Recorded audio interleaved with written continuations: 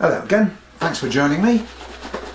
Now, I've put 5 coats of polish on each of these shoes.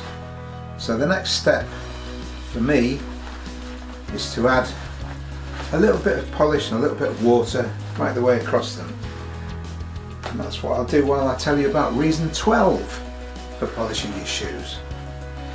Now, there's a reason the British military set so much store by this simple act, and it's this: if you spend 2 hours polishing your boots, you're not going to let anyone stand on your toes, and that gives you, I suppose, what you would refer to as a personal space, which is just a little bit bigger than most people's, because you don't want anyone getting near your feet.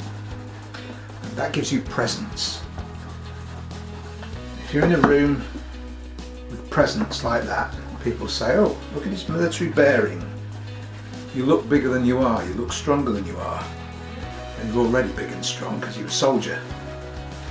But that's why they do it, to give you pride in your appearance and that bearing. So there you go. Join me again tomorrow, I'll give you reason 13. Thanks for watching.